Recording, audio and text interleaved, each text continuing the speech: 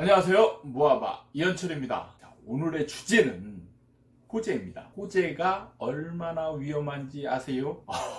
참 미친 소리 하고 있네. 그렇죠, 여러분. 제가 지금 거의 미친 소리를 하고 있는 겁니다. 그런데 진짜 호재가 얼마나 위험한지 아셔야 됩니다. 많은 분들이 호재를 찾고 계시죠. 그리고 호재가 있는 지역이 오를 거다라는 확신을 가지고 호재가 있는 데를 찾아서 매수를 하려고 엄청 노력을 하고 있습니다. 그렇죠. 그런데 호재가 정말 위험할 수 있어요. 왜냐? 제가 지금부터 위험성에 대해서 알려드리도록 하겠습니다. 호재가 가장 좋게 적용되는 경우가 뭔지 아십니까? 그건 뭐냐면 내가 아무 재료가 없는 상태에서 아파트를 아니면 땅을 보유하고 있는데 갑자기 내가 가진 땅이나 아파트에 속한 지역에 호재거리가 빵 터지는 거죠. 그럴 때는 뭐 이보다 좋을 수는 없다. 그렇죠. 대박이죠. 대박.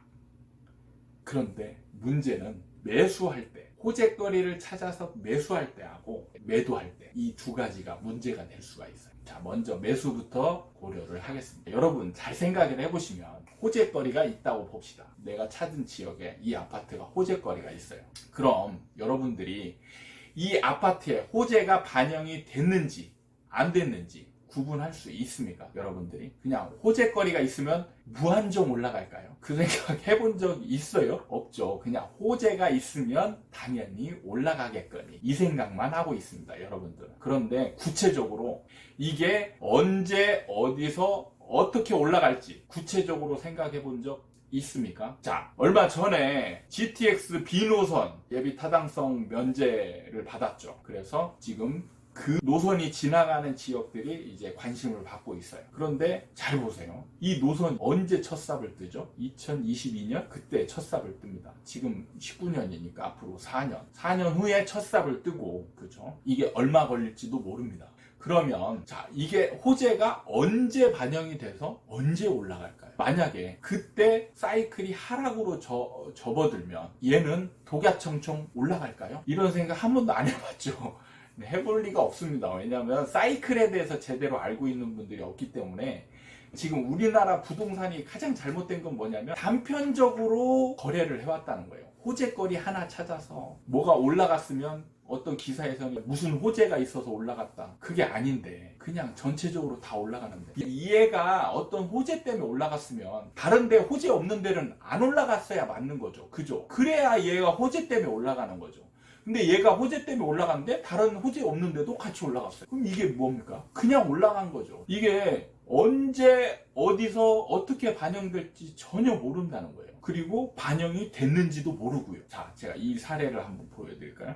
여러분 평택 아시죠? 평택이 지금 분위기가 어떻죠? 평택이 호재거리가 굉장히 많은 도시예요. 뭐냐면 삼성전자에서 삼성 반도체 공장 어마어마하게 크게 짓고 있습니다. 그거 발표될 때 평택은 난리가 났었죠. 그리고 우리나라에 있는 모든 미군 기지가 평택으로 이전을 합니다. 그래서 평택은 호재거리가 가장 많은 도시로 사람들이 찍어왔어요. 분양하는 사람들도 평택이 이제 먹거리다, 여기에서 대박이 날 거다 해서 다 짐 싸들고, 서울 사람들이고 저쪽 경기도 북부에 있는 사람들도 숙소 구해가면서 평택으로 내려갔습니다. 그분들 어떻게 됐는지 아세요? 다 망해갖고 왔어요. 팔리질 않습니다. 평택이 실제로 부동산이 폭망했어요. 그런데 왜 폭망했는지 제대로 알고 있는 분들이 없어요. 그 이유는 뭐냐면 호재가 미리 반영이 돼서 땅값부터 확 뛰었어요. 땅값부터. 그래서 그때 땅 보유하고 있던 분들은 실제로 대박이 났죠. 근데 문제는 이 땅을 사서 이제 아파트를 짓고 상가를 짓고 해야 되는데, 이게 땅값이 먼저 뛰다 보니까 처음 짓는 아파트부터 가격이 이만큼 뛰었어요. 거기서 분양을 하는 겁니다. 그러니까 사는 사람이 벌써 부담을 느끼는 거예요. 그렇죠. 처음부터 막 미분양이 생기는 거죠. 상가가 1층 평당 가격이 막 4천만 원대에서 시작했습니다.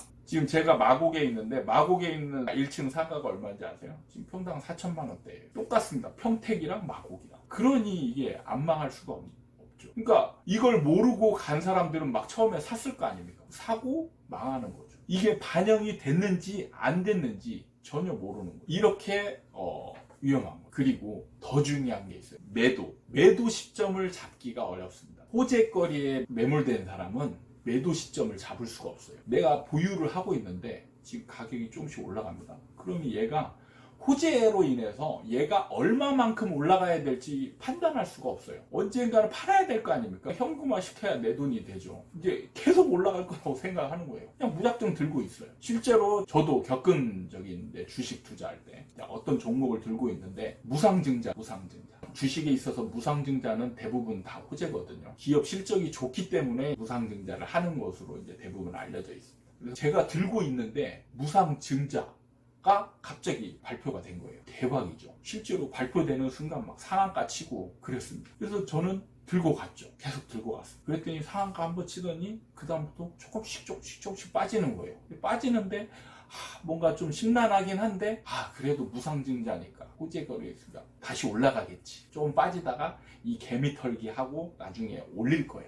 근데 계속 빠집니다. 그러다가 무상증자하는 날이 왔죠. 그러면은 거래 정지가 됩니다. 그러고 나서 못 팔고 있는데 그냥 쭉 빠지는 거예요. 갑자기 그리고 뚝 떨어지는 거예요. 매도 시점을 잡을 수가 없어요. 내가 호재에 매몰되어 있었기 때문에 반토막이 났는데도 나는 팔 수가 없었어요. 제가 저번 동영상에서 부천 얘기했었죠. 7호선이 개통을 했는데 집값이 안 올랐어요. 안 올라가니까 이때 기대했던 사람들이 올라갈 거라고 기대하고 버티고 있었는데 7호선이 개통됐는데도 안 올라가니까 이때 던졌어요. 이때. 그리고 불과 1, 2년 뒤에 막 뛰기 시작했죠. 그건 지하철 때문에 뛴 게 아니고 그냥 전세가에 밀려서 계속 올라가는 우리나라 지금 2014, 15년 그때의 상승기를 맞이하는 거죠. 그러니까 호재의 매물, 호재가 얼마만큼 반영되고 얼마만큼 올라갈 것이다 알고 있으면 상관이 없어요. 문제는 얼만큼 올라갈지 얘가 반영됐는지 그리고 언제 팔아야 될지 이거를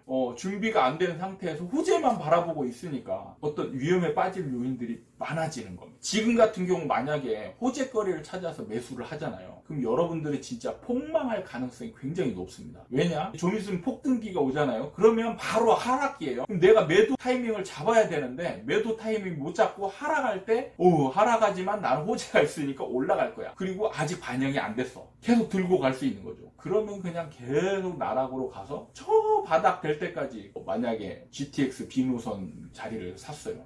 그때 막 뜨고 있어요. 이제 야 공사하니까 올라가겠지. 근데 꿈쩍도 안 해요. 하락기일 때는 진짜 호재거리 생겨도 안 움직인다니까요. 꿈쩍도 안 합니다. 이러다가 나중에 바닥대 지쳐서 던지는 상황이 벌어져요. 그리고 나서 다시 바닥 찍고 상승기 되면 나는 후회하는 거죠. 그런 분들 정말 많아요. 진짜. 그리고 호재가 또 악재로 변하기도 합니다. 상황에 따라서. 예를 들면 대형 마트 같은 게 들어와요. 그럼 이건 그 지역에는 일종의 호재죠. 그런데 열고 봤더니 교통이 막 난이 심해졌어요. 그럼 이게 또 악재로 변하는 거죠. 여러분들은 호재거리로 알고 샀는데 이게 악재로 변해버리는 거예요.